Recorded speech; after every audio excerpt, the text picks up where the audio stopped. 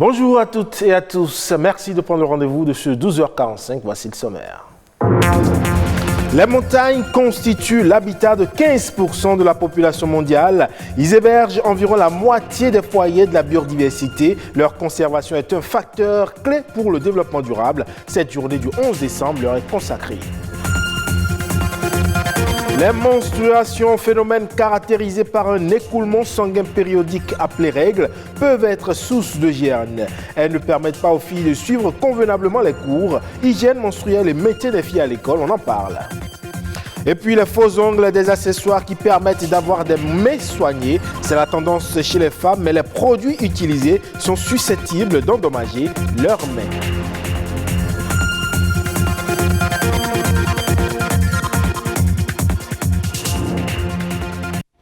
À nouveau, bonjour. Je le disais, ce 11 décembre, la communauté internationale célèbre la journée mondiale de la montagne. Une date choisie pour attirer l'attention des populations sur la sauvegarde de la biodiversité des montagnes. Au Bénin, l'écosystème des montagnes est une priorité. Toute chose en lien avec le thème choisi pour la célébration de cette année qu'est le tourisme durable en montagne. Alexandra Djoton nous en parle dans cet élément. Un tiers des espèces végétales du monde sont dans les montagnes.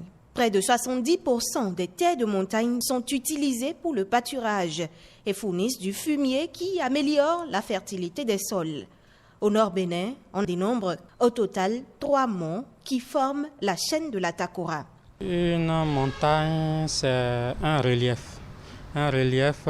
d'altitude élevée, supérieur à 500-600 mètres. La présence des montagnes est bénéfique sur plusieurs plans. Les avantages, d'abord, il y a le tourisme et les montagnes nous donnent l'eau aussi.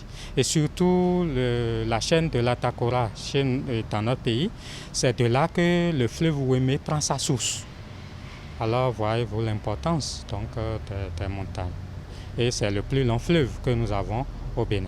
On peut les utiliser aussi pour des barrages hydroélectriques, ça dépend donc des chutes d'eau qu'on y trouve. Et ça constitue aussi des sites de recherche pour les espèces phytogénétiques ou zoogénétiques. À ce niveau se trouve la plus grande richesse. Il s'agit de la biodiversité montagneuse qui présente des particularités. C'est au niveau de ces montagnes qu'on trouve souvent des espèces endémiques qui sont résilientes à différents changements. Par exemple, au niveau des montagnes, on peut rencontrer des gibiers suffisamment résilients en des maladies. Et la recherche peut alors utiliser ces espèces pour voir en quoi on peut renforcer la résistance des espèces animales que nous avons sur la terre ferme et qui n'arrivent pas à résister à ces maladies. Au niveau des espèces végétales aussi, c'est pareil. La gestion durable de la biodiversité des montagnes est de plus en plus reconnue comme une priorité mondiale. 2021 marque le point de départ de la décennie des Nations Unies pour la restauration des écosystèmes. Agit sur des facteurs tels les changements climatiques, les pratiques agricoles non durables, l'exploitation minière, l'exploitation forestière et le braconnage permettra de conserver la richesse montagneuse.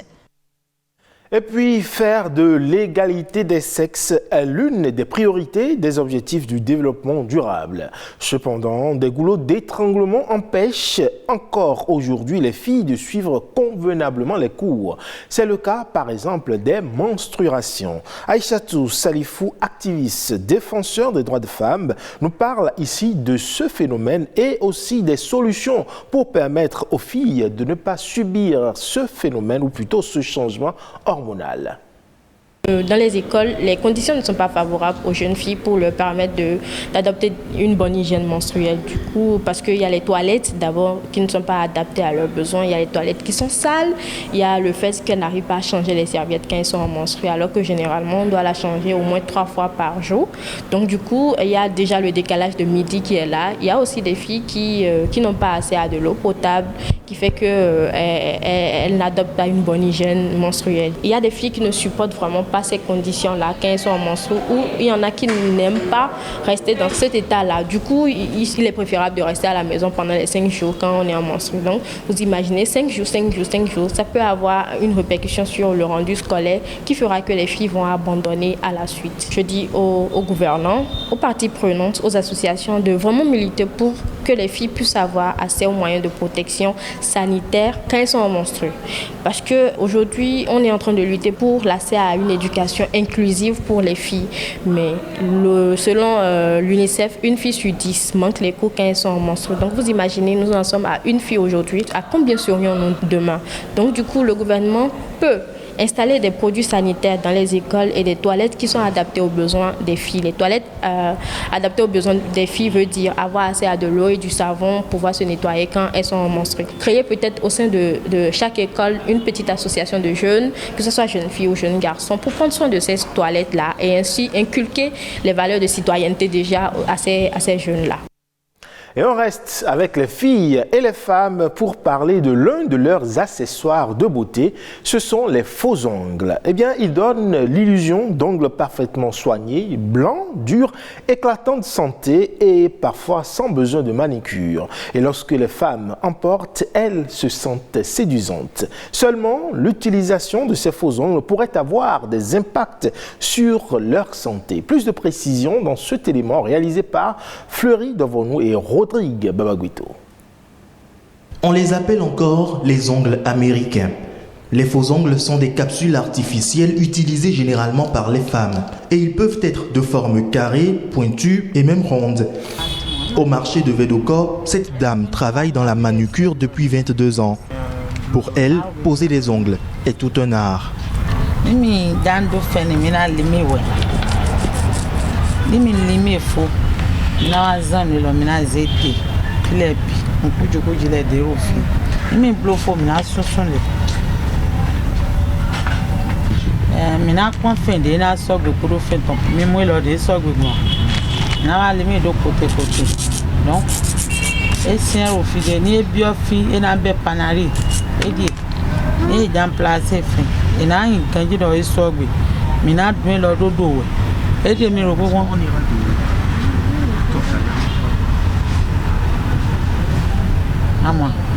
L'usage de la colle et d'autres substances chimiques est nécessaire pour maintenir les ongles en place.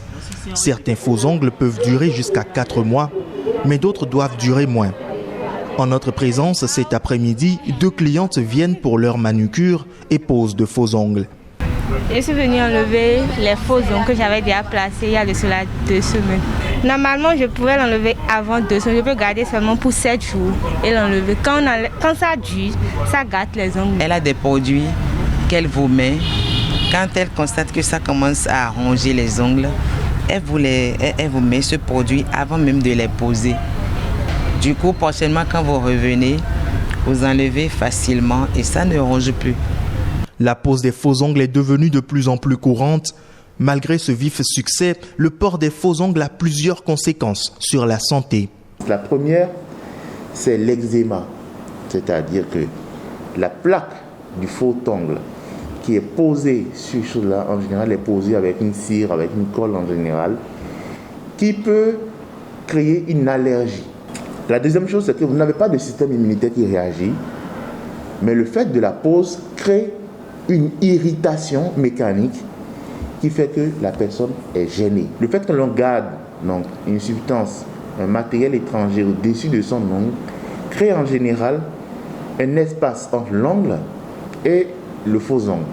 Et donc va se former en général entre les 2 couches donc, des champignons qui sont des infections fongiques. Le non-respect des règles d'hygiène et de stérilisation lors de la pose des faux ongles peut aussi nuire à la santé. Si rien n'empêche le port de faux ongles à l'occasion d'un événement spécial, le port à long terme est déconseillé. À présent, enfin un tour d'horizon des sujets ayant marqué l'actualité ces dernières 48 heures au Bénin. C'est La Nation Bref, présentée par Amandine Agnabossou.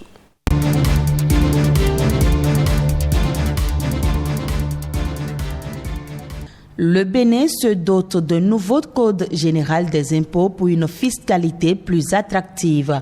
Le document a été adopté par les députés. Le nouveau code concentre dans un document unique et moderne la multitude de textes qui régissent la fiscalité béninoise. Il intègre pour la première fois dans l'histoire fiscale du Bénin le livre des procédures fiscales qui consacre désormais une séparation nette entre les règles d'assiette et les procédures fiscales. Les nouvelles règles de procédure préconisées assurent non seulement la transparence, la célérité, mais aussi la protection du contribuable. Par ce nouveau document, le gouvernement vise à instituer une fiscalité de développement au service des citoyens. Les travaux de protection côtière transfrontalière Bénin-Togo démarrent. Les gouvernements béninois et togolais matérialisent leur volonté de protéger cette partie de leur côte. Les deux parties ont signé les contrats d'exécution des ouvrages à réaliser. Cet acte marque le démarrage opérationnel des réalisations estimées à plus de 41 milliards de francs CFA. Le contrôle et la surveillance des travaux coûtent plus de 1,3 milliard de francs CFA. Le Bénin et le Togo possèdent un littoral long de 180 km, dont 125 km au Bénin, caractérisé par une dynamique très sensible aux perturbations. Ce littoral connaît l'un des plus forts taux d'érosion côtière dans le golfe de Guinée et en Afrique de l'Ouest et est aussi sujet aux inondations et à la dégradation des écosystèmes. Le Centre national hospitalier universitaire Hubert Kotokou Maga de Cotonou sera renforcé sous peu en équipements médicaux. Le Conseil des ministres a autorisé l'acquisition et l'installation d'un scanner 69 barrettes sur 128 coupes avec option cardio. Cet équipement de génération récente est destiné à optimiser les prestations de l'hôpital et lui permettre d'assurer certains examens spécifiques liés au cœur en l'occurrence. L'équipement vient combler les attentes des patients. Et il faut souligner que depuis 2016, le gouvernement s'est inscrit dans une logique d'amélioration de la qualité de soins de santé. En dehors des hôpitaux modernes en construction, de nombreux équipements sont acquis au profit des formations sanitaires pour une meilleure prise en charge des patients.